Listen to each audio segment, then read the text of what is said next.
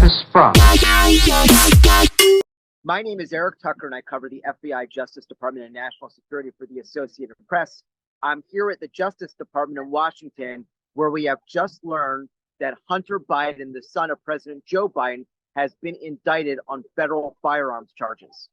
This indictment follows the collapse of a plea agreement that had been scheduled to be entered over the summer. That deal imploded over a dispute between the two sides over the terms of the agreement, and then it resulted in an indictment this afternoon. What Hunter Biden is accused of is lying on a federal form to purchase a firearm. And those forms ask you about your drug use. And the allegation is that Hunter Biden lied on that form by saying that he was not using drugs, when at the time he has openly admitted, including in a book that he wrote about his life, that he was in fact struggling with the crack cocaine addiction right at that time. At some point in the coming days, we expect that Hunter Biden will come into court and enter a not guilty plea. And it's worth noting, this is a fairly shocking turn of events from where we were over the summer. The plea deal that Hunter Biden was scheduled to enter over the summer in federal court in Wilmington included both gun and tax charges. However, the indictment today only includes firearms charges. It's worth noting that that does not preclude or rule out the possible filing of additional charges related to his taxes or his business dealings down the road. The indictment comes as Republicans in Congress are pursuing an impeachment inquiry involving President Joe Biden. And so there's no question that further attention or scrutiny of Hunter Biden's legal past and legal woes perhaps gives momentum for Republicans to continue to pursue that inquiry. The Secret Service is saying that it has closed its investigation into the discovery of a baggie of cocaine left in the lobby of the White House. The law enforcement agency says no surveillance video footage could point them to any leads, and not even advanced fingerprint or DNA analysis could help them determine who actually left it there. Our Jay O'Brien, who covers the Hill, joining us for more. So, Jay, what else is the Secret Service saying about its investigation?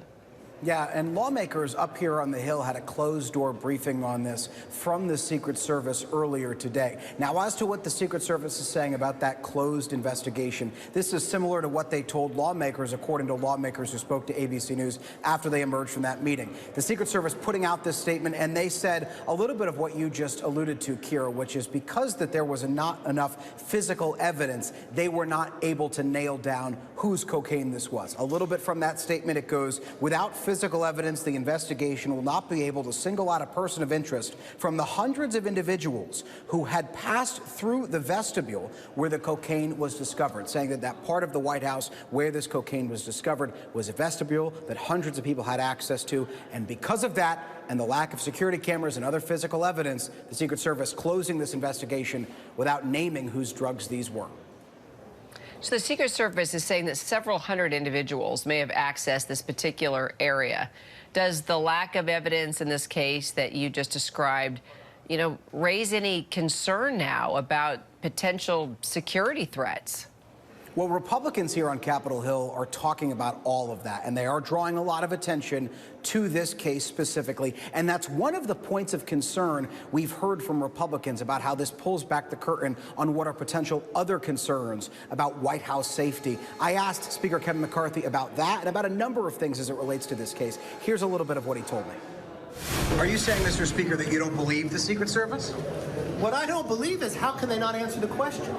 I think I'm saying the same thing every other American is answering. It's in a cubbyhole in the White House by the Situation Room, and you can't tell me who put it there? So a fiery reaction there from the speaker. What preceded those comments was he was talking about what Republicans here on the Hill often refer to as what they call a two-tier justice system, alluding to the fact that Republicans believe that the White House and the president are getting preferential treatment in this investigation. Oh, another point, just to fact check the speaker there, he says it was in a cubby near the Situation Room. Our sources tell us it was in a cubby that members of the general public typically have access to when they leave their phones and other devices in those cubbies before they go through the West Wing. Wing. It's not like it was outside the Situation Room. But those comments from Speaker McCarthy giving the broader theme of what Republicans have said up here on the Hill, which is that they still have deep concerns despite the fact that the Secret Service has closed this investigation. Any other reaction from lawmakers on the Hill? One of the things we heard from lawmakers, Kira, who emerged from that closed-door briefing this morning is that they are not satisfied with what the Secret Service told them. And that's something that you frequently hear from lawmakers when they emerge from any kind of a briefing. But they are very much in lockstep with Speaker McCarthy, particularly Republicans here, especially Republicans, who want more detail from the Secret Service. And they are skeptical to the notion that the Secret Service was not able to identify a suspect. That comment earlier from the Speaker that we just played you a little bit of, saying that he is skeptical that the Secret Service could not nail down a suspect in this case. That is what we've heard from Republicans across the board here, some of whom got that closed-door briefing this morning. All right, Jay O'Brien, thanks for trying to grab the speaker there as well. It's always perfect timing with you. That always seems to happen. We turn now to the latest on Hunter Biden. The president's son was indicted by federal prosecutors on 3 gun charges after a plea deal fell apart. In a moment, we'll be hearing from his attorney live. But first, our Chief Justice correspondent Pierre Thomas joins us now. Good morning, Pierre. Rebecca, good morning. 2 months ago, the president's son seemed on the verge of putting this case largely behind him. But now he's at the center of a legal and political storm that could damage his father. This morning, the consequences of a plea deal unraveling. The president's son indicted on 3 felony gun charges. Hunter Biden facing 2 counts of making false statements and 1 count of illegal gun possession. The charges filed by special counsel David Weiss are tied to Hunter Biden's drug addiction, which in 2018 was so bad that he was using crack cocaine, quote, at times as frequently as every 15 minutes.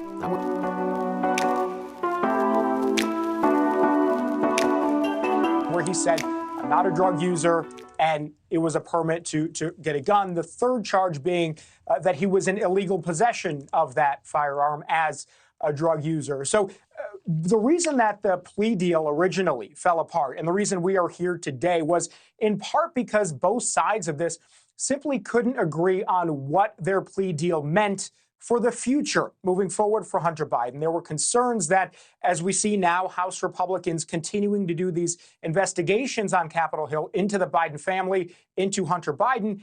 There were concerns that moving forward, even if he agreed to this plea deal, there were going to be future potential charges as a result of these investigations. And they simply wanted to get him some level of immunity. It seemed that Hunter Biden's lawyers, last we had actually checked in with them, thought this deal meant one thing. The prosecutors in this case from the DOJ thought it meant another thing. That's why the judge threw this out. So let's talk about the politics of this now for a minute. This is going to be a major headache for the White House, certainly. They thought that this Hunter Biden situation was going to be behind them legally, certainly not politically, but legally. If that plea deal had gone through back in July, it was at least one thing that they didn't have to worry about and maybe answer questions for.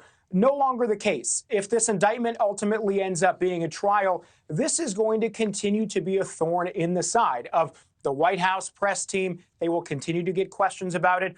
Democrats on Capitol Hill, I imagine the same thing, again, as Republicans continue to push forward. Now, the thing we're not talking about here is the other allegations against Hunter Biden, which are the tax crimes that he is also alleged to have committed. Remember, in that plea deal, it was going to be those that he was going to admit guilt for, which was that he didn't pay hundreds of thousands of dollars in taxes on income that he was making from his foreign business dealings. We don't know what's going to happen with that. Potentially more charges, but that is the line that House Republicans, again, politically, are really pushing in their investigations. We know that those IRS whistleblowers have already come forward and said under oath there was enough there and sort of a loose agreement that they were potentially going to file felony charges against Hunter Biden for that.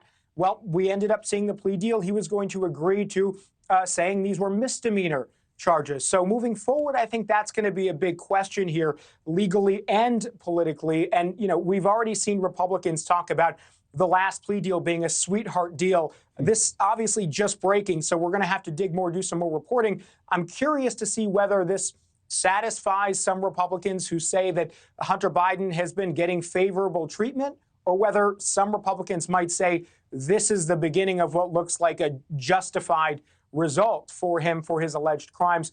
We will see. Nonetheless, this is going to be a thing now that the White House and Democrats on Capitol Hill will have to continue answering for. And as we see a number of potential trials for former President Trump, and we see an impeachment inquiry for the president himself, now we're talking about a legitimate indictment for the president's son, not something that the White House heading into an election year was hoping to have on their plate. I went one time for 13 days without sleeping and smoking crack and drinking vodka exclusively throughout that entire time. That year in October, Hunter Biden purchased a Colt revolver and filled out a form saying he was not a drug user, which prosecutors say made his purchase and possession of the gun illegal. But the gun charge was supposed to go away when Biden agreed to plead guilty to tax crimes as part of a deal with David Weiss, who was a Trump-appointed U.S. attorney for Delaware who had been investigating Biden for 5 years. After that deal fell apart, Weiss successfully lobbied the Attorney General and asked to be named special counsel. Mr. Weiss has the authority he needs